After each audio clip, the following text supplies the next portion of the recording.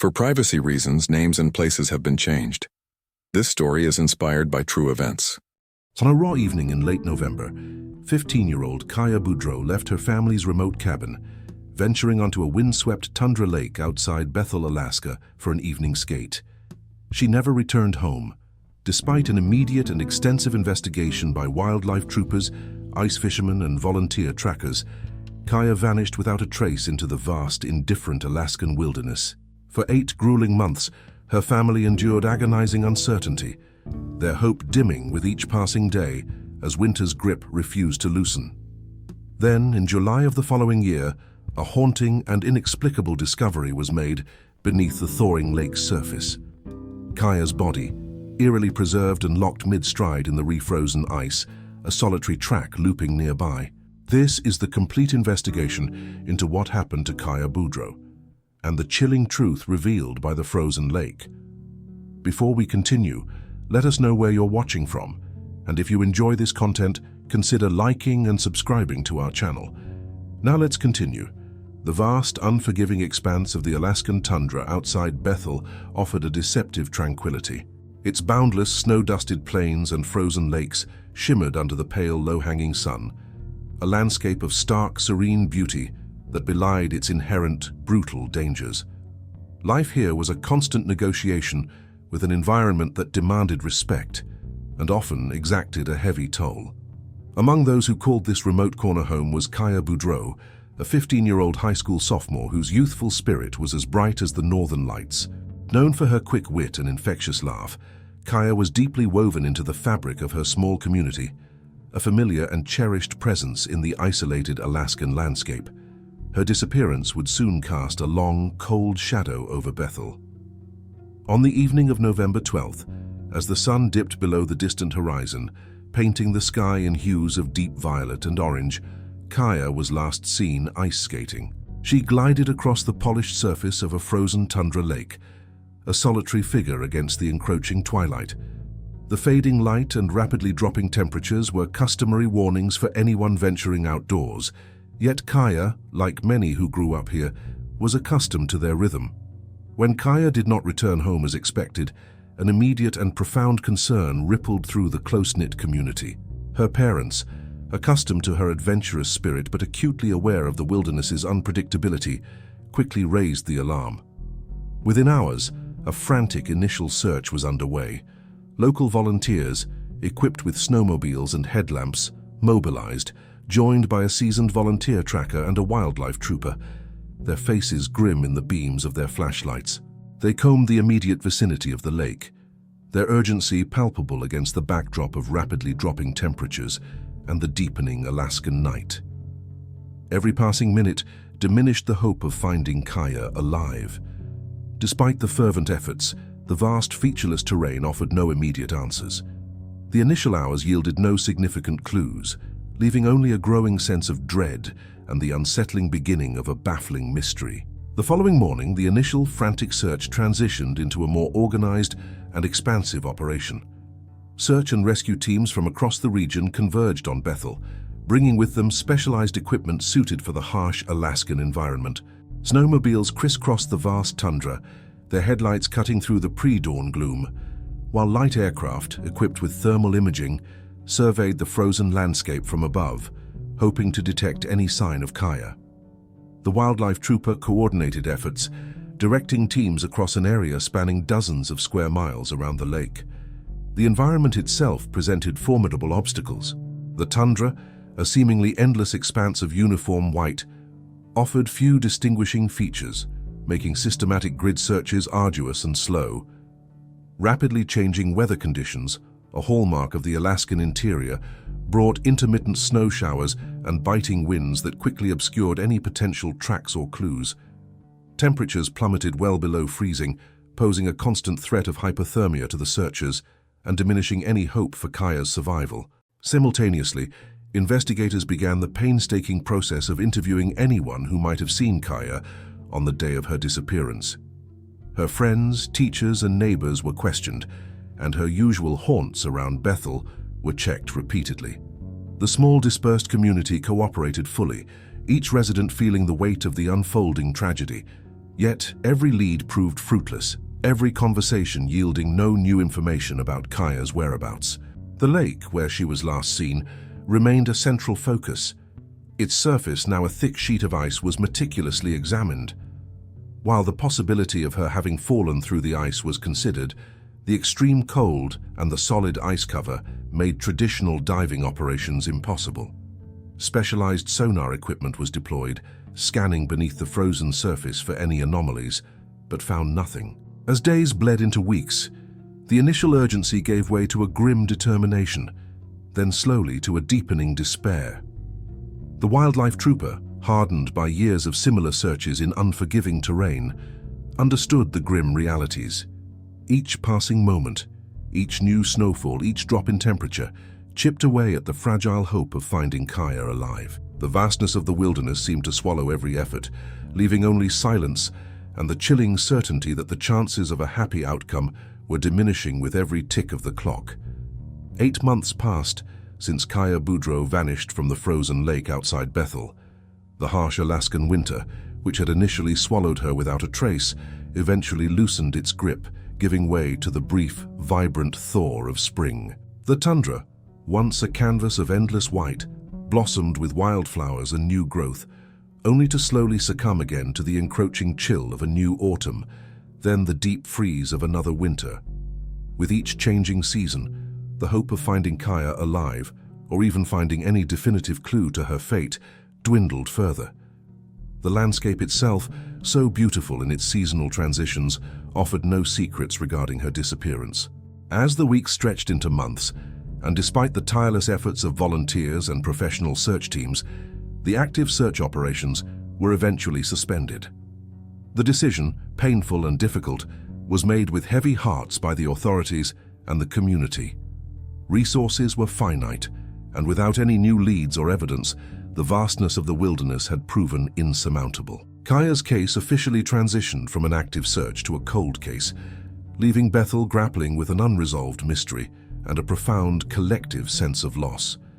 Haunting questions lingered in the minds of everyone. Had she fallen through a weak patch of ice, her body swept away by unseen currents beneath the frozen surface? Had she wandered off the lake, disoriented by the fading light and rapid cold, becoming lost in the unforgiving tundra? Or had some other, more sinister event transpired? Without a body, without a single piece of definitive evidence, these questions hung heavy in the air, transforming Kaya's disappearance into an open wound that refused to heal. The shadow of her vanishing settled over Bethel, a constant chilling reminder of the fragility of life in such a remote and powerful environment. Families became more cautious, children were watched with increased vigilance, and the once familiar lake, a place of recreation, now held a somber, unsettling presence. Fear mingled with sadness, and a perpetual uncertainty gnawed at the community, preventing any true sense of closure. The mystery of Kaya Boudreau became an enduring part of the town's narrative, a silent testament to the wild's indifferent power. As winter's unrelenting grip tightened once more around Bethel, transforming the tundra into a landscape of hard-packed snow and impenetrable ice, the conditions were set for a discovery that would shatter the community's fragile peace. 8 months after Kaya Boudreau vanished, the lake, now a vast expanse of refrozen, wind-polished ice, held a chilling secret beneath its crystalline surface. It was a frigid afternoon in late January, when an ice fisherman, a solitary figure accustomed to the profound quiet of the Alaskan wilderness, ventured onto the expansive tundra lake. He sought a familiar fishing spot, far from the shore, where the ice had settled into a particularly clear, almost glass-like state. As he prepared his auger, a flicker of an unusual shape beneath the ice caught his eye. What he initially dismissed as an odd rock or a submerged log quickly resolved into something far more horrifying. Beneath the newly formed wind-polished ice, a chilling tableau emerged. Preserved with an almost surreal clarity, the figure was unmistakably Kaya Boudreau, locked mid-stride, an eerie frozen sculpture of her final desperate movement. Her body lay perfectly preserved, a testament to the lake's cold embrace, visible through the transparent sheet that had refrozen above her. It was a gruesome and utterly bizarre sight, a moment of arrested motion frozen in time. Upon the arrival of the wildlife trooper and their team, the immediate examination of the scene revealed a critical, perplexing detail. Etched faintly into the ice near Kaya's body was a lone track, looping around a nearby pressure ridge, a testament to some unseen activity before her final moments. Closer inspection of the ice surrounding Kaya's body unveiled a sequence of footprints. These tracks began, then inexplicably doubled back on themselves, yet bore no scuffle marks, no indication of a struggle or a fall. The absence of any disturbance, coupled with Kaya's frozen mid-stride posture, presented a profound enigma, deepening the mystery of her final moments. The scene defied conventional explanation, suggesting a fate far more complex than a simple accident. The discovery of Kaya Boudreau beneath the ice initiated a new, meticulous phase of investigation. The extreme cold presented immediate challenges for scene preservation. Specialized teams, working against the brutal Alaskan elements, carefully documented every detail, from the exact orientation of Kaya's body to the subtle contours of the wind-polished ice surrounding her. A section of the frozen lake, encompassing Kaya and the critical footprint evidence, was carefully extracted using advanced ice-cutting techniques, then transported to a controlled environment for further analysis, ensuring the delicate evidence remained intact. Initial forensic examination of Kaya's perfectly preserved body confirmed her identity, providing a grim but definitive answer to her disappearance. The preservation offered unique insights, yet also limitations. There were no signs of struggle, no visible injuries inconsistent with a natural event, and no evidence of foul play. This absence of trauma, combined with the lack of scuffle marks on the ice, deepened the mystery surrounding her final moments. The mid-stride posture of her frozen form suggested a sudden, instantaneous incapacitation, rather than a prolonged struggle or a slow collapse. The primary enigma quickly became the sequence of footprints etched into the ice. Investigators, led by the wildlife trooper, meticulously photographed and cast each impression. The lone track that looped around a pressure ridge, initially noted, was carefully mapped. More baffling were the footprints near Kaya's body, which clearly showed her path beginning, then inexplicably doubling back on itself, all without any indication of a stumble, fall, or change in pace. Every detail was scrutinized. The depth of the prints, the spacing, the consistency of the stride, all pointed to a person walking deliberately yet erratically. Initial theories struggled to reconcile the evidence. Disorientation was considered, but the lack of any struggle or attempt to correct her path seemed inconsistent. A sudden medical event, such as a heart attack, was posited, but it failed to explain the precise doubling back footprints. An animal encounter was quickly dismissed due to the absence of any signs of a struggle or defensive wounds. Conventional criminal investigation techniques, designed for human perpetrators or clear accidents, proved insufficient against the perplexing tableau. The environment itself, it became clear, held the key. The wildlife trooper recognized that the unique conditions of the Alaskan wilderness, not human intent, would likely unravel Kaya's final tragic journey. With conventional methods exhausted and the perplexing evidence resisting all standard explanations, the wildlife trooper realized the solution lay beyond the scope of traditional criminal investigation. The unique environmental factors of the Alaskan wilderness demanded a specialized understanding. An expert was called in, Dr. Aris Thorne, a renowned field meteorologist with extensive experience in extreme weather phenomena and environmental reconstruction in polar regions. Dr. Thorne's expertise offered a new lens through which to view Kaya Boudreau's final moments.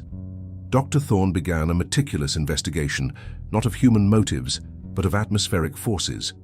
He delved into historical weather logs from local stations, cross-referencing them with satellite data, and even interviewing pilots and trappers who were in the region on the night Kaya disappeared. Crucially, he also analyzed ice core shear lines extracted from the very lake where Kaya was found.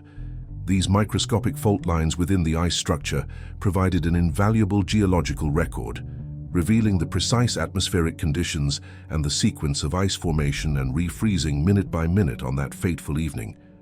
Through this comprehensive scientific approach, a chilling picture began to emerge. Dr.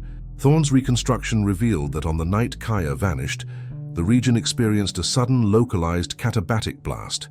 These powerful gravity-driven winds descend from elevated snowfields, accelerating rapidly and sweeping across the landscape. Simultaneously, this blast triggered an intense whiteout condition, a severe reduction in visibility caused by snow particles suspended in the air and a lack of visual cues between the sky and the ground. The combined effect would have been instantaneous and overwhelming. The meteorologist explained how this sudden, disorienting force directly accounted for the perplexing footprints. Analyzing micro-drift patterns, tiny, wind-formed snow and ice features, Dr. Thorne was able to reconstruct Kaya's path. The whiteout combined with the extreme wind would have robbed her of all spatial awareness. Unable to distinguish horizon from ground, or even her own direction of travel, she would have become profoundly disoriented. Her footprints, beginning and then inexplicably doubling back without any scuffle marks, were not evidence of a struggle, but of a desperate, confused attempt to navigate an environment that had suddenly become a featureless, blinding void. The mid-stride position of her frozen body, he concluded, indicated that the incapacitation by the cold and disorientation was so sudden and absolute that she simply ceased movement, locked forever in the act of trying to find her way. The scientific explanation finally provided a definitive, if heartbreaking, resolution to the enigma of Kaya Boudreau's final moments. With Dr.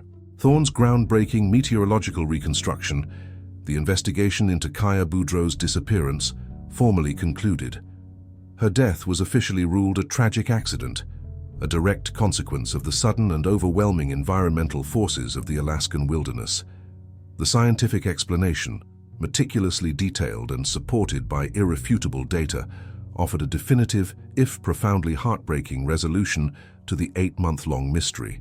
The power of the katabatic blast and the resulting whiteout condition was now understood as the mechanism behind Kaya's final moments. This abrupt and intense weather phenomenon would have instantly enveloped her, stripping away all visual cues and spatial awareness. The suddenness of the event, coupled with the extreme cold, explained the lack of any struggle or scuffle marks on the ice. Her body, frozen mid-stride, was not evidence of a prolonged ordeal, but rather the instantaneous incapacitation by an environment that had, in a matter of seconds, transformed into a blinding, disorienting void. It was a testament to nature's raw, indifferent power, even against those accustomed to its rhythms. For Kaya's family and the tight-knit community of Bethel, the scientific explanation, while undeniably tragic, offered a measure of understanding that had been absent for months. The grief remained, a deep and unyielding sorrow for a young life lost too soon, but it was no longer compounded by the torment of the unknown.